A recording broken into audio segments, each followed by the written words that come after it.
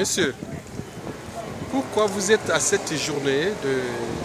Bien, nous sommes à cette journée pour manifester notre mécontentement parce que deux présidents de la République ont pris des engagements.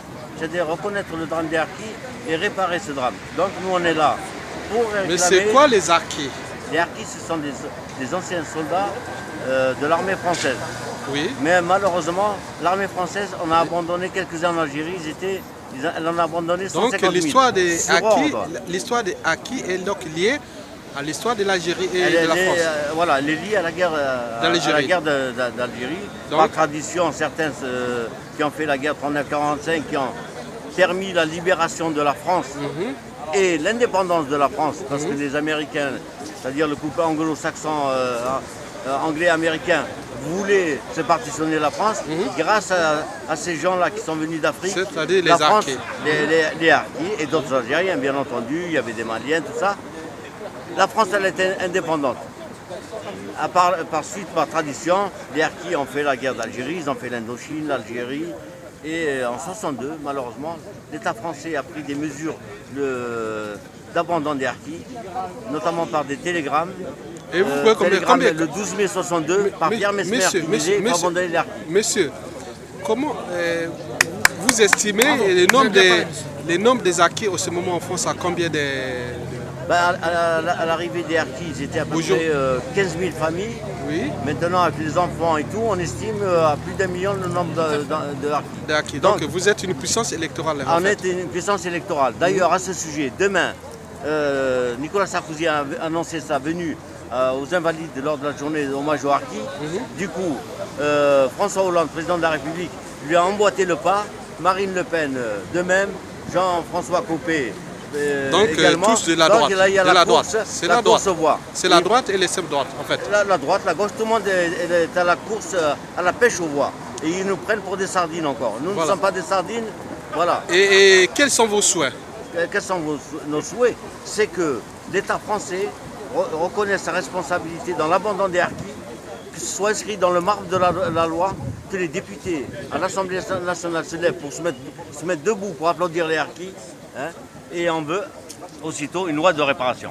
Oui, d'accord. Mais bravo. alors ça c'est le point de vue de votre combat. Mais personnellement, qui vous êtes?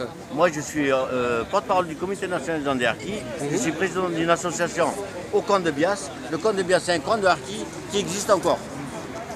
Bon, mais écoutez, je voulais savoir, pour les prochaines présidentielles, et quel est le choix de votre candidat déjà? Le choix de notre candidat n'est pas arrêté. D'accord. Parce que nous allons maintenant discuter avec tous ces candidats. D'accord. Candidats et certains... voilà, on va rencontrer tout le monde. On va voir quel est celui qui va s'engager par écrit. Il faut qu'il ait un engagement écrit. Et on va voir de manière... Il faut que ce soit fait de manière que cet engagement soit suivi d'une obligation de faire. Voilà, donc... Monsieur, je vous remercie dans votre esprit du combat. C'est ça pour moi une forme de liberté aussi. Donc on ne doit pas suyer la mémoire des familles, des vies aussi de la France. Vous êtes dans l'histoire de la France d'ailleurs. Voilà, mais l'histoire de France elle est faussée parce qu'il manque une page dans l'histoire de France. Une page qui n'a pas été écrite, c'est l'histoire des harkis. Donc cette page qui manque dans les livres d'histoire, je ne comprends pas pourquoi il y a des professeurs qui enseignent l'histoire si on n'écrit pas cette page. C'est une page très dramatique. 150 000 harkis ont été livrés à l'ennemi.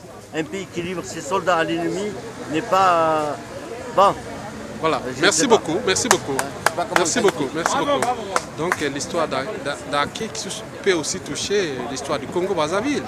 Comment cela se fait-il que les gens, les policiers, les militaires, autres, qui servent un régime dictatorial, le régime des Sassou Nguesso, qui ont été de massacrer tout son peuple, et ces enjeux majeurs que nous allons repenser à l'échelle du Congo-Brazzaville dans le cadre du devoir de mémoire. Est-ce que nous allons laisser libre cours encore à M. Sassou Nguesso à nous détruire et aussi à ces pseudo-opposants, ces pseudo-politiques qui sont là que pour suyer la mémoire des disparus et de ceux qui, de manière ou individuellement ou collectivement, ont cherché à honorer la mémoire du Congo, des pionniers qui ont fait de ce pays le premier pays indépendant du bassin du Congo, bien sûr, mais aussi, bon, je peux dire pas le premier, mais je dis l'un des pays qui était indépendant dans le bassin du Congo, qui aujourd'hui, on voit que Sassou Nguesso est en train de tout tuer la mémoire de l'individu. Donc, je suis passé là pour dans le cadre simplement des besoins de l'histoire. La mémoire s'est construite. Parce qu'un peuple qui oublie sa mémoire sera dans la récurrence des mêmes erreurs et des mêmes crises. Donc, c'était une journée des harkis. Vous connaissez, je connais bien l'histoire des harkis. Voilà, j'ai des copains harkis aussi. Voilà, comme tout individu qui vit en France depuis des années. Donc, voilà. Donc, nous sommes dans la transmission des devoirs des mémoires. Donc, c'est une puissance électorale qui va agir si peu. Mesdames, Messieurs, je vous remercie et nous étions dans la mémoire des harkis de France. L'histoire des harkis de France est aussi l'histoire de la France. Donc si vous ne pensez pas l'histoire des harkis, vous ne pouvez pas penser aussi l'histoire de la France. C'est une puissance électorale. Ils sont arrivés, ils étaient que 15 000 par temps, maintenant aujourd'hui ils sont plus d'1 million. Donc c'est une puissance électorale. Si la France ne prend pas en mémoire cette histoire, il aurait aussi perdu sa mémoire du passé. Donc d'où l'enjeu de repenser, ça intègre aussi la question noire, les soldats noirs et autres, toute cette mémoire. Donc nous devons la construire ensemble dans un cadre sociétal nouveau. Mesdames, Messieurs, je vous remercie.